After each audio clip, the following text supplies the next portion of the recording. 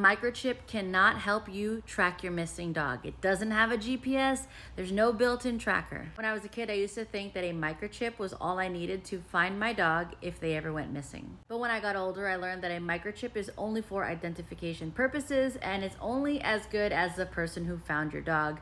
And also, it's only as good as the information you've put in, so you gotta make sure it's updated. I'm sure this doesn't happen often, but I've seen instances where dogs have multiple chips. They had a chip from their previous owner and then they were re-chipped with their new owner. Instead of changing the information, they got a whole new microchip. So if your dog went missing and your vet scanned it, they might scan a previous chip.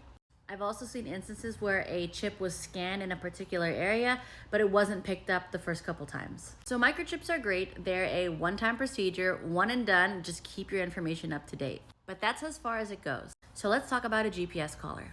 These do track your dog in real time, and some of them have a safe zone where if your dog leaves that safe zone, you get an immediate text notification. You can assign different safe zones and have different users on the account. So if you leave your dog at your mom's house and your mom takes the dog on a walk, it'll say that your dog went on a walk with mom.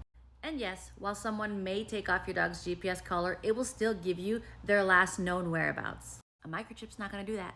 If you want to know other perks about GPS collars, it could track your dog's steps, it can track their sleep, it can track their rest. I'm sure they can do other things too. But unlike a microchip, the GPS collar is not a one and done thing. You buy the collar, you pay for the subscription. I wouldn't choose one over the other. I think they're both equally valuable, and I have both. A microchip is a really good backup in the event that something happens to your dog's GPS collar and your dog falls into the right hands.